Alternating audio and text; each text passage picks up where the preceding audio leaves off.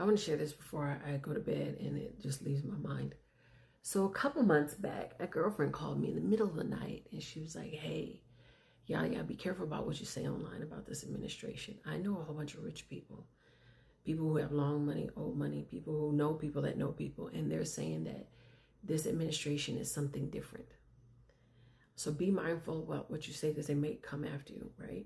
So I pull back a lot, but I haven't kept my mouth shut because I'm hard-headed. That's who I am.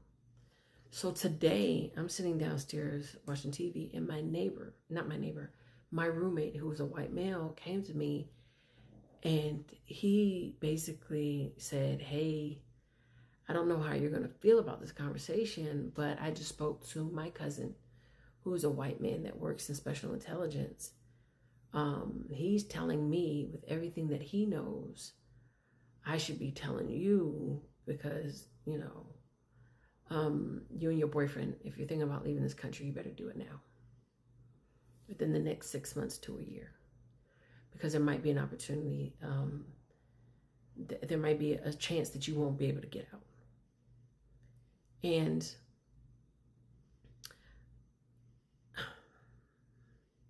today, when I saw footage of them painting the fence black on the wrong side, I remember thinking, I don't think they're painting it black so that Mexicans can't get in. I think they're painting it black so we don't get out. I'm big on signs, and for him to come and tell me this. He said his cousin, who was in intelligence, said that this administration really is mimicking what happened over, in 1940 something. And I was like, yeah, I know. Like, we all have talked about it. He's like, no. He said in this as PC without being like insulting as possible, but being direct. You as a black person, if this administration is going the way that it's going, you will be treated like the German people or the Jewish people back then. And I'm like, what? He said, once they start assigning homes, it's a wrap. And I'm like, what do you mean by that? There could be a point where they're going to take the people in Washington and put them in certain areas, black folks. Then they're talking about possibly coming to Atlanta, and I guarantee you, he said they're going to start at the airport and start scooping up black people and putting them in certain areas. And I'm like my mouth is just dropped because I'm thinking of all these documentaries that I watched. And it's hard to comprehend that it can happen, right?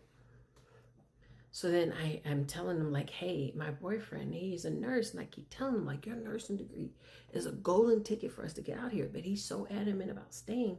And I think it's because he wants to buy property. He thinks that all this will pass. Like, he's mindful of it, but all this will pass and he'll be ahead of the game because he wants to buy a duplex. Like, that's his big thing. And he said, he said, all that sounds good. But if this administration is moving forward the way that my cousin, who's a blonde-haired, blue-eyed white male, who himself is trying to get out of here, is telling me, then even if he did buy it, they'll just simply take it away from him. They'll probably make him as a black man move to a certain area. And if they deem that whatever purchase he bought should be for a supporter or should be for their officers, their community, whoever it may be, he said, they deem that they want that to be a white community where he bought his property, there's nothing he can do. They'll simply take it away from him. And I thought about what you've seen happening over in Gaza, what they did, in these documentaries. And I'm like, damn.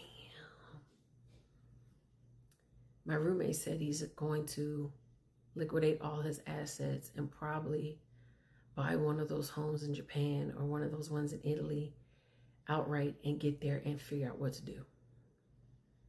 Because he is even scared that he's going to have to make a decision. And he doesn't want to be in a situation where he has to. And he said the worst case scenario, if they don't go all the way that way, he said, his cousin said, it's going to be hell for women.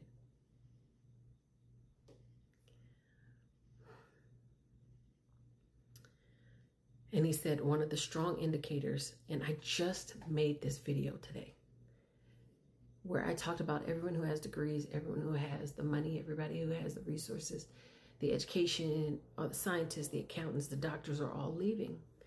And on this post, someone commented that they lived in Lagos and they're trying to figure out a way to stop the brain drain. Remember that word, brain drain? And he, to go back a little bit, said the big indicator that things are headed that way to what happened in 1940 something is there is a big brain drain going on right now. And I'm like, I heard that word earlier today. It's funny that you're saying it. And I said, what does it mean? And he said, what it means is that all the people who have resources, education, and facts, like reporters, doctors, scientists, engineers, that can prove this administration wrong or possibly stop them with their resources, are running or are being scared out of this country. And what's going to be left are the people that support this administration and those who have no power to stop them.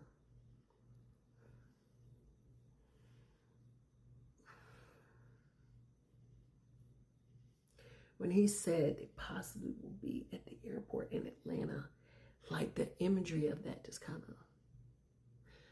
So I got my girlfriend who says rich people are saying watch your mouth. You got a white man with blonde hair, blue eyes, who works in special intelligence, who's trying to get out of here within 6 months. We have my white male roommate is saying, you need to get out of here, and I'm trying to get out of here too. You do with that information what you will.